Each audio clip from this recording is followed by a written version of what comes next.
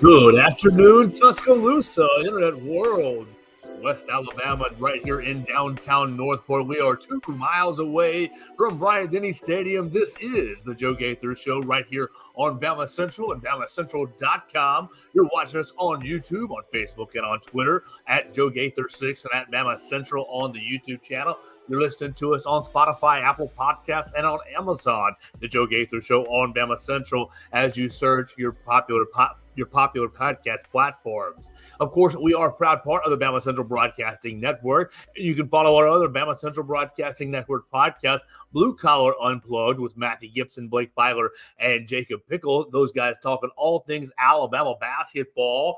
You already heard our Monday episode celebrating Alabama's 27-24 win over the Auburn Tigers. And look, it was an insane victory for Alabama. So one of the major things that always happens with these crazy wins is people on social media have their videos that have their, this is what my reaction was to that game. And if you were in my household, you would have seen a delayed reaction because I was typing and trying to do work. But I definitely stood up and gave a big fist pump and dance with my dog for about a couple of minutes. But there's no one who's getting more excitement or more popularity, more following than our friend Josh. Joshua, you can follow him on Twitter at IamJGlaze on X Machine, and he is a big Alabama fan. We're going to get to know Josh. Josh, what's going on, man? How are you?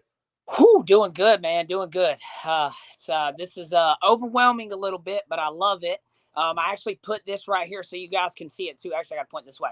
Yeah. But that Roll Tide Nation on TikTok is my page. We're 107,000 followers and growing. So it's amazing, dude. And I'm in awe at how this video blew up the way it did. Well, make sure you follow my man Joshua at Roll Tide Nation on the TikTok machine. Make sure he's at, you said 100,000 right now. Let's get him up. 107,000, or it might be 8 now. It might actually be 8 now. There we go. Let's get him up. Let's get him up to 250K before the SEC championship game. So make sure you go follow him at Roll Tide Nation on the TikTok machine. And so I want to talk to my man Josh. First off, tell us where you're from, how long you've been an Alabama fan, what do you do outside of TikTok? But and then we'll get into the game. Just tell us just a little bit about yourself real quick. I got you, man. I'm 31 years old as well, guys. I'm from Midland City, Alabama, but I commute to Dothan, which is right next to Midland City. And I work at Chick-fil-A. I'm a kitchen director, basically the kitchen supervisor back of the house. We're a $10 million store, very, very, very big in sales. A lot of stuff going on here, kind of like Bama, baby. That's how I run the kitchen. I run it like Nick Saban. We love Chick-fil-A, the Lord's Chicken. So thank you so much for doing that. Chicken, you are baby. doing a great work with that then. Right. And so living right here in the state, in the great state of Alabama, been an Alabama fan all your life, 31, right? Okay, so you've grown up in the Nick Saban era, really. I mean, you had just a small taste of the mics. Yeah, double mics. I remember Dennis, both mics, and Dennis, both mics. I met Mike DeBose actually as a kid in Panama City one time. And so this video, the first thing that many people see the first thing that many people see, and you can once again follow them at Roll Tide Nation on TikTok for this and many other videos. The first thing that pops through my head always is, okay, that's staged. Okay, that's an act. Okay, that's not real. And so I wanted to throw it right at you, impress you a little bit. What goes through? Do you just set your phone up in the middle of every single game, or is it the Auburn game, or is it, I'm going to put on a show, or is it real? Is it real emotion? Because you're not only just, obviously the Jalen Milroe play is worthy, absolutely worthy of the reaction, but it's not just the Jalen Milroe play. It's about 2 minutes of just throughout the entire game, some of the bigger, more impactful plays. You're going nuts, or you're on Roll Tide. So I'm glad you're giving me this opportunity so my video's viral and people judge me off of 2 minutes and I don't get to speak my case. So this is going to be really great here. Thank you. So everybody has said, well, not everybody, some people have said it's staged. To that, I'll tell everybody, my wife is the Meba. That's my wife.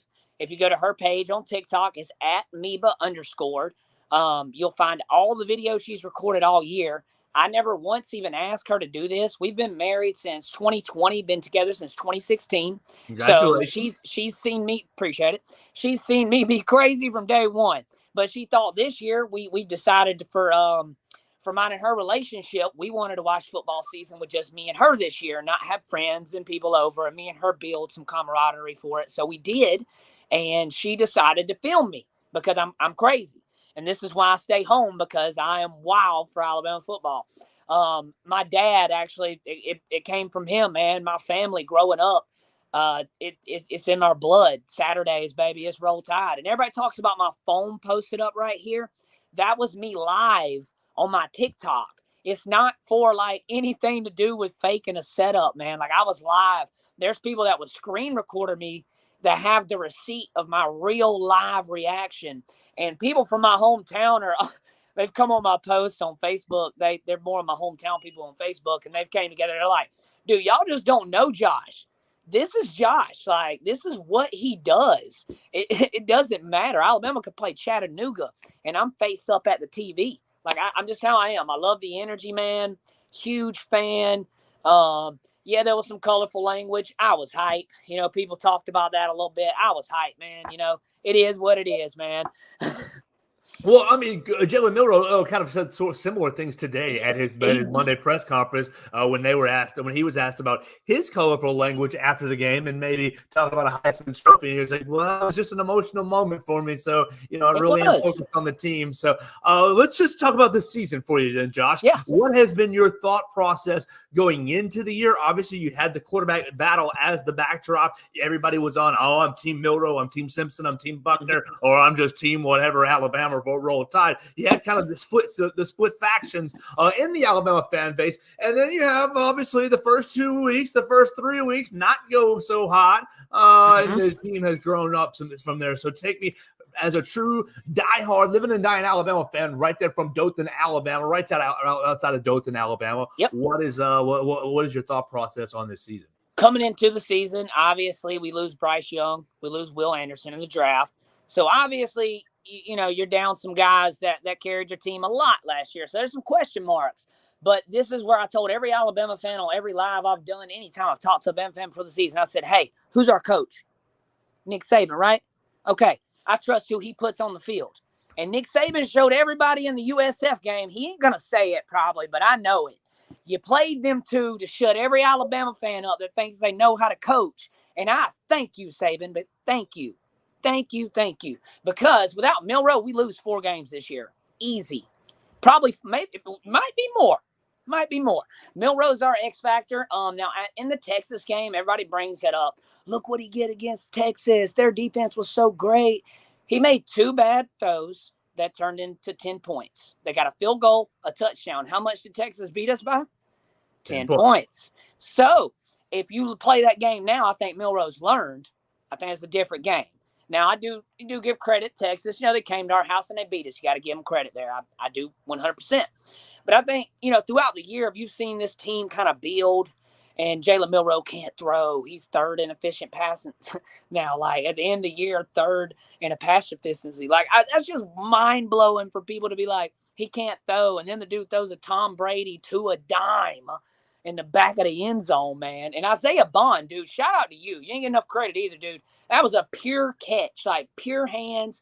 You created when he everybody's saying he pushed off. He didn't push off. He kind of leaned in to create that 3-4 feet right there area for him to kind of come back and get the ball. And it's amazing to see that, because that's your receiver actually working for your quarterback. It's not him just standing out there like, yeah, make the perfect throw, I'm here. He's actually creating space for his quarterback. So throughout the season, man, we've progressed. I love it. Die-hard fan. Even if we lost 5 games, I'd still be screaming Roll Tide. I'm a die-hard fan, man. And I just think we're going in the right direction now. So you talk about being a diehard fan, and you talk about, I'd be in front of my TV if Alabama was playing Chattanooga as they were last week. Where do you put the Auburn game as far as rivalries? We're going to go. Alabama is going to go into a new era of SEC where the schedule's still up in the air. You're not really going to see everybody so often. Maybe you don't know who's going to be all on your schedule. Is Auburn number 1? Is that what made you go so crazy on Saturday night, or is it Tennessee, LSU, somebody else, or what's the ranking of Joshua's Alabama rivals? So I'm definitely going Auburn, because that's just my personal opinion I've raised. If we go 0-11, if we beat Auburn, we're okay. That's just what I've been taught my whole life. I'm definitely going Auburn. Tennessee is 2 for sure. I don't like that orange. That's that throw-up orange. You can't sit next to it. Looks like a garbage truck worker convention, like my boy said. But I'm just not a Tennessee would be 2 for me right there. If I got to go 3, I'm probably going. People's going to be upset about this, but recency bias. I got to go Georgia. We've played for too many natties. You know, the history with Auburn and Tennessee goes back further than Alabama, Georgia. But the natties recently and the SEC championships that's led to natties over the past 10 years dated back to, 2012 when they almost beat us with 3 seconds left in the game. That could have been a whole different national championship picture in 2012. So it's one of those things that I think Georgia is probably our 3rd, 4th LSU. And if I got to go 5th, it's a tough one. Ole Miss has played us tough somewhat with Lane Kiffin. Kind of leaning in the SEC, kind of an Ole Miss more. I could say Florida, but we just play them more, So it's kind of one of those things that we love Lane Kiffin on this show. We love Lane Kiffin. Absolutely. Oh, I love Lane, dude. I'm a huge Lane fan, bro. If Nick retires, I say give me Lane. I'm okay with that. Everybody can say what they want, and I get it. We had an argument on my live the other night a debate, not an argument, but people saying this and that about him. But 10 and 2 seasons back to back now, or is it 3? I think it's 2 or 3. I think it's 2. It's the first time that's been 2. When's the last time that's been done at Ole Miss? He's got them going in the right direction, certainly, for sure. Yeah, they are. So take us back into your living room on Saturday night. You guys can all follow him at Roll Tide Nation on TikTok and at I am Jake Lays on X/Twitter machine. This is Josh, and he went viral on Saturday for his reaction. Alabama was like about to book the Peach Bowl tickets, about to get ready to go to the Peach Bowl. What's the thought process right before? Obviously you got 3rd and 20 something, and then obviously you get 4th and 1. You get 4th and 1 where you make it on the little toss play to Roydell Williams, and then the bad snap to Seth McLaughlin, and then the play. So that last 2 minutes, take us. Obviously, what did TikTok not see? So listen, something I don't know if anybody saw, and I didn't see it until about an hour before I got on your show, because Funny Mane, I don't know if you know who Funny Mane is, but he posted this a little bit ago on X, and he said, watch number 10. And if you watch Auburn on that play with the bad snap, number 10 comes in, leans down, and claps, and he snaps the ball simultaneously. I just wondered why he did that snap, because Milroe's hands was like up, mid-motion up, like why he didn't even clap, like, I was like, where did that come from? So I'm like, the refs for this game one was trash. I'm going to say that for both sides, not just us, for them too. Like, it was bad, horrible. Going into it, I think that I was very, very nervous when that ball went behind him, man. Not going to lie. I didn't say we're going to lose. I never say that until it's completely over. But I was like, man, this does not look good. And I wasn't like, upset, mad, or anything at that point. I was just kind of down. I was like, dang it. And then I thought to myself, I was like, wait a minute. We can't do this. We got it. And I just remember getting super focused, and like, I'm very superstitious, man. I dial into this game like I am in the game. I like, that's just how I am. And I got down in the game. I'm like, all right, Milroe, you got this, baby. You got this. And ball went back. I saw they only blitzed 2 and kept a spy up top. And I was like, in my head, I'm like, oh, dude, no, that's smart. Yeah, do that. Please do that. You're about to let the quarterback stand back there on the 30-yard line, and he's going to be able to throw a dime if he can get open. And what happened? I mean, dude, that we ain't going to – if Bama goes on and wins a natty after this and beats Georgia, wins a natty, that play will be more magnified than you can imagine probably, because – dude, next time anybody's on a football field, go to the 36-yard line, grab a football, and try to throw it to that back pylon like that. And it looks a lot easier than it actually is. A lot easier than it is, man. It's a laser beam, man. And what I said on Monday for my Monday show was that basically he's hitting the keyhole from 40 yards. I mean, really, it's a 48, 51-yard throw right in that range with the air yardage and everything. Yep. And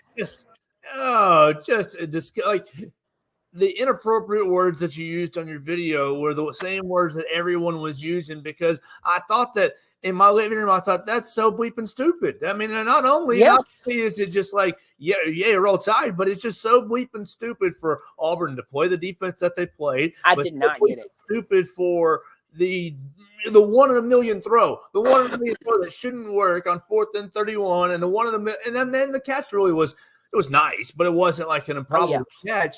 The throw was just sit back there, and it's much like we go crazy for long 3-pointers. It was much like it was very, very similar to an even longer with even higher stakes shot. So just incredible. So before we get you out of here, Josh, I want to know your thoughts on the Georgia game. Alabama's heading into a huge in Alabama, a 4.5, 5-point underdog, depending on wherever you're looking. I love it. Vegas odds. You haven't lost over there in Atlanta. I think Nick Saban is 7-0 in Mercedes-Benz, but you've lost the last game you played against Georgia, 33-18 in the national championship game.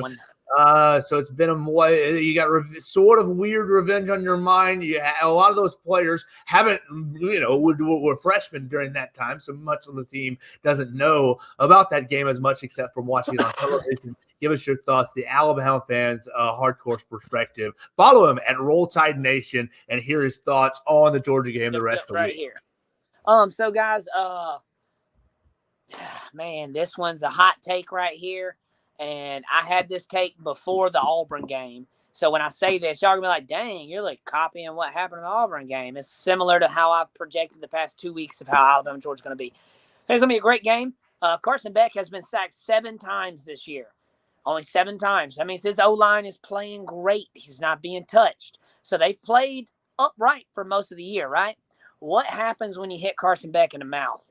What happens when you apply some pressure and he has to make a throw with a guy in his face, breathing down his neck that just hit him last play and his back's still aching? You see what I'm saying? You got to pressure him and make him make bad throws or bad decisions for Alabama to win. And then if you want to look at Alabama on defense aside for that, Chris Braswell, I believe he's still top 5 on quarterback pressure, and Dallas Turner is like 1 or 2 at quarterback pressure. So having those 2 guys are amazing for us, but we had those guys got to be guys for us Saturday. And my projection, I think it's going to be 34-31. Bama gets it at the end. I think it's going to be 31-27 late in the 4th. Milroe's going to leave us a drive, and I think it's going to be not in the last second. It's kind of like the Auburn one, but I think it'll be a minute or 2. We'll score, go up, and I think our defense will hold us out there and get the dub. SEC champs 2023. And I think if Bama, another hot take here, if Bama beats Georgia, I'm not going to give you my top 4 because it don't matter. They're not letting Nick Saban sit at home, and Alabama sit at home with 1 loss and an SEC champ. Y'all can twist it whatever way they want to, but at that point, it's politics. Nick Saban ain't sitting at home, dude. And people can get mad about that, but it is, dude. And Nick Saban will not sit at home. Somebody's going to get mad and get left out, but Nick Saban won't sit at home for that, man. It just won't happen. And that's my take on it. That would shock me to death if the SEC champion were left out in either fashion, whether it's Georgia or Alabama. It would shock me. Josh, tell everybody where they can find you, what all you do on your TikTok channel. Make sure you follow him at IamJGlaze on the X Machine and at Roll Tide Nation on TikTok. Tell everybody what you're about and really just kind of last thoughts for our audience real quick. So, guys, I have my TikTok page is based around us fans of all SEC, Big Ten, all over, college football fans, even a little bit of NFL we throw in there. But my live shows, I have a lot of people in Michigan, Ohio State, Auburn guys come in, Georgia, LSU, and we all talk college football calmly. Nobody gets crazy. I will boot you if you do. It's just football. But we talk football. I would love to have anybody on, especially Alabama fans. We have an Alabama segment I do with just me, and I kind of get on there and bring other Bama fans up, and we'll talk about what we think on this. I'll let them know my insides. I have a few little insides on things I keep up with.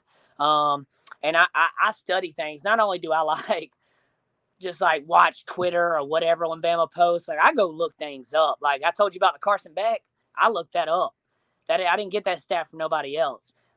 Things like that, I'm a very in-depth fan. So when somebody says I'm fake, it does kind of tick me off a little bit because I spend time a lot of time into what I do, and it's fun, man. I love it, and college football is amazing, and I really appreciate you, Joe, having me on, dude. You are awesome, dude. This show is awesome, and I love it. Well, I hope you have a great day. Thank you so much for your time, giving us some of your insight, and keep doing what you're doing at Roll Tide Nation on the TikTok machine. And we'll be following the rest of the year. SEC Championship game on Saturday. We'll see how he feels. What do you say, 34-31? Alabama wins, and we'll see what happens the rest of the week. Josh, thanks so much for your time. Follow him at I am Jay Glaze on the X Machine and at Roll Tide Nation on the TikTok. All right. We'll see you guys.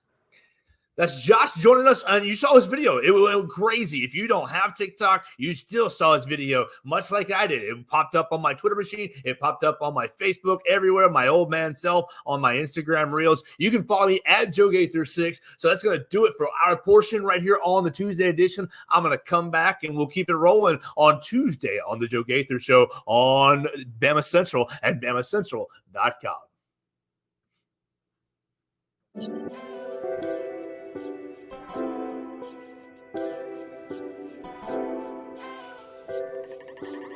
Good afternoon, Tuscaloosa, Internet World, West Alabama, right here in downtown Northport. Welcome back into the Joe Gaither Show right here on BamaCentral and BamaCentral.com. Watching us on YouTube, on Facebook, on Twitter, listen on Spotify, Apple Podcasts, and on Amazon. You just heard from our friend Josh. Once again, you can follow him at I am Jay Glaze on the X Machine and Roll Tide Nation on TikTok, so you can check out all his Alabama videos and reactions to all the games. But now we're going to continue our program with the 1992 National Championship fullback, great football player here at the Capstone, and you can hear him locally each and every day, a weekday, right there on Tide 100.9 Martin Houston on the Martin Houston Show, 6 to 7 a.m. on Tide 100.9, and on Sundays leading Harvest Church over here in Coker/Northport. Martin, good afternoon. Good afternoon, sir. How are you today? Doing well, Joe, and glad to be in with you, sir. Absolutely. Glad to have you. Really excited to have you so far. I've been enjoying your program with your son, Xavier, this football season, and enjoying your Mondays with my friend Kennington Smith of The Athletic. So that's been a lot of fun. I know we're going to just do kind of a recap and look ahead to the SEC Championship. So with that in mind, tell us your kind of thoughts on the story of the season. We're here at the last week, championship week. You've seen all 12 regular season weeks. What's been the Martin Houston, this is what I thought in August and July, and this is what I think now in November? Well, I can tell you was at the beginning of the season and off season, just, kind of frustrated with Saban and Reese's refusal to go ahead and name Jalen the quarterback. And very, very frustrated with that, and told my listening audience the only reason there is a competition at quarterback is that the coaching staff is making it a competition. If you go all in with the type of offense we ran, prior to Auburn, the previous 3.5 games, starting with Tennessee in the second half, there would be no contest between Jalen Milroe and the other guys. Maybe Lonergan may jump up into second place in that scenario. But the reality of it is, I was frustrated with that. And then the frustration continued the first few games of the season. And, coming out of Texas and South Florida, I knew the team had some talent, but I didn't think I didn't know if the coaching staff could adjust to get this team where the talent could get them. They did, and so now I look at it and go, hey, this team has a legit shot, legit chance of being one of the top 4 teams in the country. So very excited about that. But because of what I saw last Saturday, Joe, I go back to, can this coaching staff get it done against a team with equal talent? That we've beat these other teams because we've been more talented. When it's come down to coaching, and I would say our last 3 losses, I should say, both games last year, Tennessee outcoached us offensively. LSU outcoached us.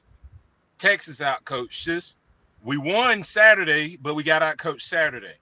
Um, and so, people may think, man, he's just being harsh. No, I'm a realist. I love the Alabama Crimson Tide. But in this game Saturday, we have matchup to matchup, talent to talent. Coaching is going to be the difference. And can Alabama, Tommy Rees, call a dual threat quarterback game for 60 minutes? If they do, Alabama can win. Well, Martin, let's talk back about Saturday. You played in the first Alabama-Auburn game in Jordan-Hare Stadium, and you often talked about how challenging and how wild that environment was. So with that kind of the construct, and then, yes, I agree with you. Alabama got outcoached. They didn't really play very well defensively. They got Malachi Moore said we got gapped in run coverage. Yeah, Trustman Marshall missed a lot of his run fits. But on the opposite side, your side of football, the offensive side, there were struggles in the red zone. If Alabama finishes their 3 drives or they settle for field goals, the game is never close. So I want to know, 1, the challenge of playing in Auburn, and 2, what was the problem finishing in the red zone? Obviously, you got the 4th and 31 miracle, so that was a red zone win. But overall, throughout the game, you don't really have a great red zone package. You settle for 3 field goals, and that ultimately keeps the game close. I think part of it is that, first of all, it's tough to play there. It's a rivalry game, and let's just put it at that. But I think it means more to Auburn. Let's just be real. I think that the Iron Bowl means more to Auburn for many reasons. One guy said it this way. He said it's like the little brother playing against the big brother, and dad's watching, and they want to prove that they can take the blow. So they come out with a little more focus, a little more intensity, and it just means more. They have more guys who grow up watching the game. They have more guys who understand what the Iron Bowl means. And let's be real, Auburn's not a national recruiting powerhouse like Alabama, so they don't have as many guys from outside of Tuscaloosa that's going to end up staying in Alabama, that's going to end up staying here, growing here. So it means more to them. There he is. Do you hear me now? I can. Yes, sir. Perfect. All right, we lost you right there at the in the middle of the answer where you're talking about the red zone problems with Alabama this past weekend against Auburn. Now, obviously, we heard you talk about the Auburn players recruiting more in-state talent and meaning more to the Auburn players, and thus kind of it means more to the maybe Auburn fan base. But why did Alabama have so many troubles in the red zone on Saturday? I think it's the overall what kept that game close from an offensive standpoint, Joe, is that I think we went into that game not to get Milroe hurt. And I think the play calling looked a lot like the first 6-7 games. It was up the middle. The one time we ran the ball with Milroe in the red zone, it was a kind of a quarterback sweep with the lead versus him running on the bootleg. So to me, it looked like they were trying to protect him. And I think if you let Milroe loose, you have the Tebow effect in the red zone. That's why we were 17 for 17 in the red zone for touchdowns going into that game, is because when you have to play a talent like Milroe and you get an extra blocker, even if you don't run him, it's just the absolute threat of him running that makes you take a guy out of pass coverage. And if you don't take a guy out of pass coverage, Alabama has the numbers in the run game. So I just think it was an overall approach in the utilization of Milroe that hurt us at several points. And it probably manifested itself more in the red zone than it did anywhere else, as far as consistently manifesting the lack of Milroe's threat with both the run and the pass. That's probably good. I'll be looking for that today when I rewatch it again. I just got a couple more questions with Martin Houston, Alabama fullback right here from 89 to 92. Played in the first Alabama-Auburn game in Auburn, but also played in the very first SEC championship game. All right, so SEC championship game on deck right here, Alabama and Georgia, 4 o'clock on Saturday.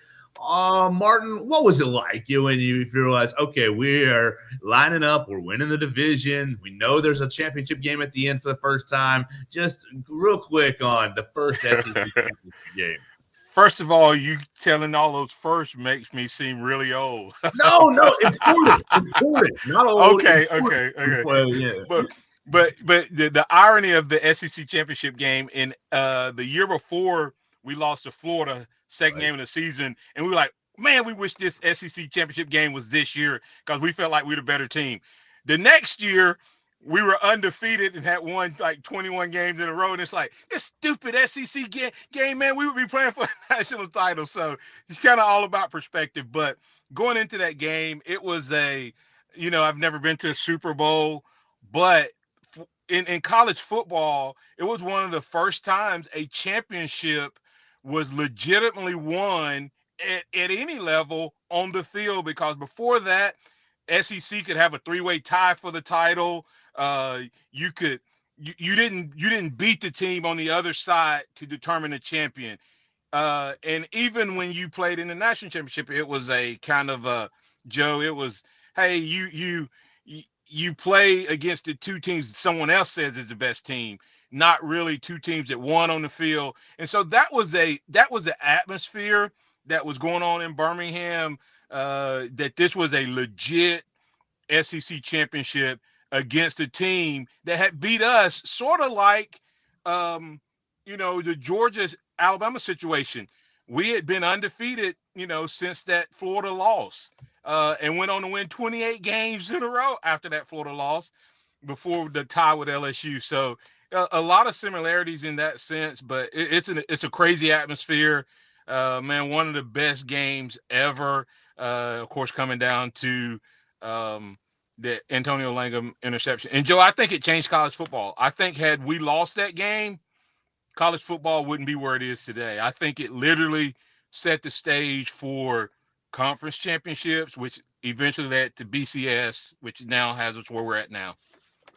With that in mind, and the 28-game winning streak that Georgia brings into Mercedes-Benz Stadium, look, many people have talked about Georgia's schedule. How are they playing hard teams? Are they prepared? But they walk into Atlanta at 4.5, 5-point favorite against Alabama. How do you feel about the ball game? I know you got 4 more days to kind of nail down and settle down, but right here on a Tuesday, how do you feel about the SEC championship game? I guess you remember that I don't like to give a prediction too early from those. Neither do I. Everything until Friday is kind of gray area. Yeah. But what I think, is said Georgia breaking the 29 game win streak last week, and the fact that the last time they lost was to Alabama.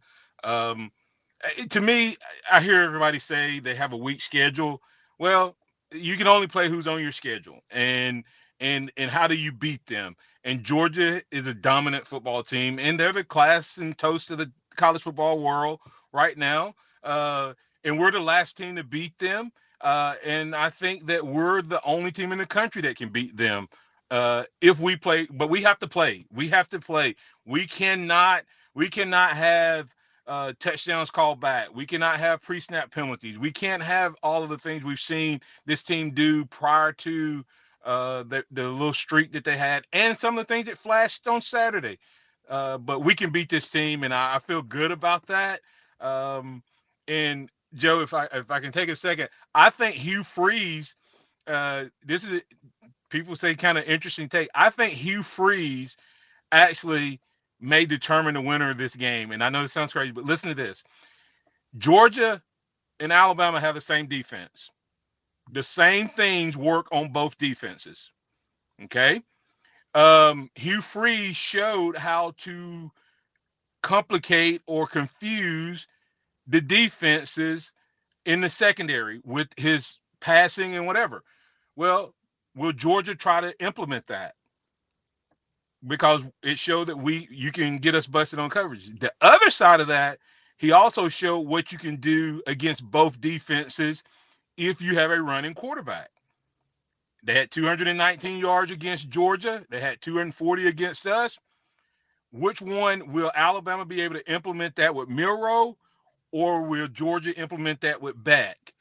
And I think that's what it comes down to, is one of them is going to have to create an edge somewhere, because the talent is similar. The talent is close. And Hugh Freeze may have given both coaches a little bit of a twist or an angle to take against the other one. So it'll be interesting to see if that plays out.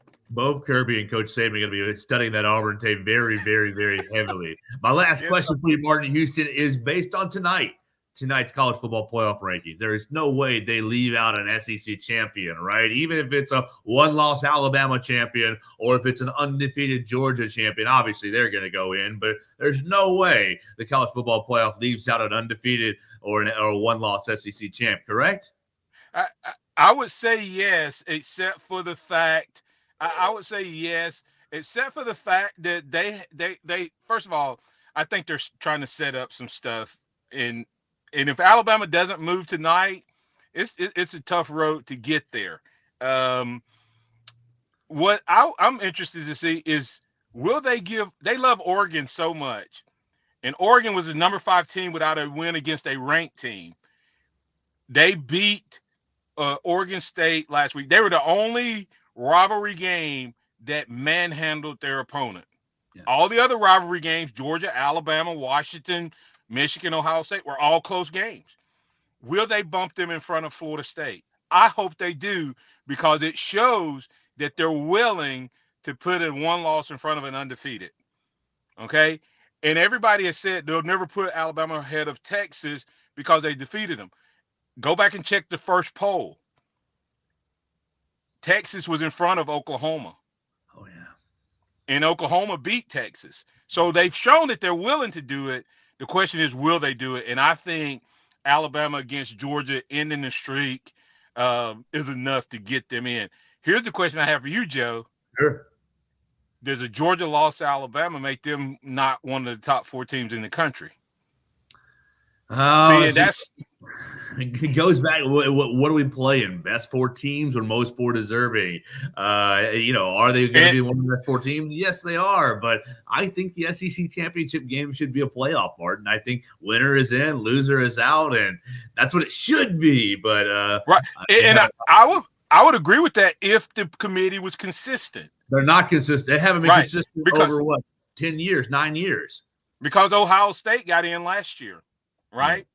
So, and that's what I'm saying is like what if they gave me a consistent criteria and parameters, then I would be fine with. However, the problem is you don't know week to week what they're doing, because if they're taking the best 4 teams in the final week of the season, then you have different 4 than the best team. If you look at what happened in week 2 and what happened in week 5 and who's the best 4 teams at the end of the year and has earned the right to play for a championship.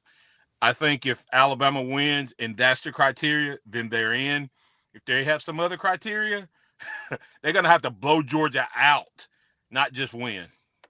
We will find out this coming Saturday on CBS, the last time, SEC on CBS. And this has been Martin Houston joining us on the Joe Gaither Show. Listen to Martin Houston every weekday morning, 6 until 7 on the Martin Houston Show with his son, Xavier Houston. Make sure you check him out on Sundays at Harvest Church. And Martin, tell everybody about where they can find you at Alabama 1 and whatever else you're getting. I mean, you're all over the place. Whatever else you're getting into. And thank you so much for your time. I know you're very busy today.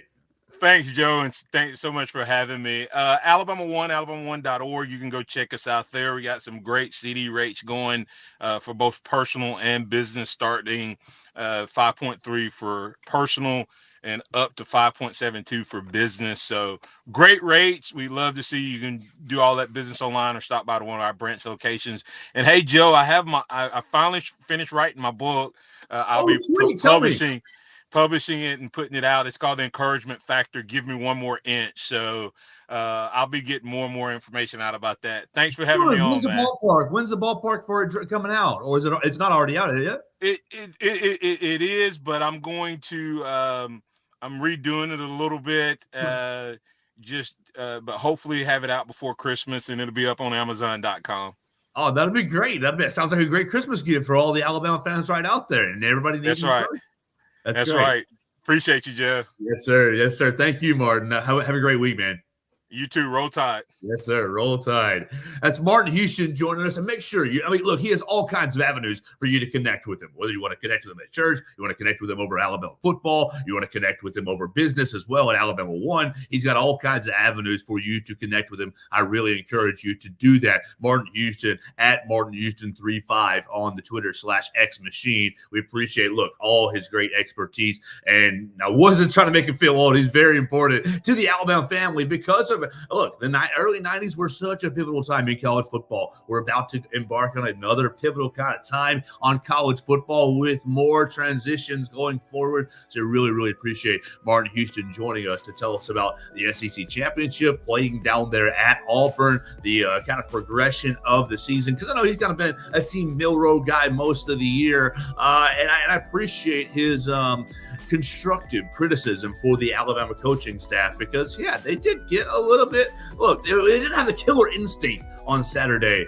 Obviously, Jalen Milroe saved them with the 4th and 31, but the defense wasn't quite in the right gaps, and the offense wasn't finishing. And it's very interesting. Maybe a rewatch will confirm what Martin had to say, that maybe they were protecting Jalen Milroe from injury, trying to get him to this SEC championship game unscathed.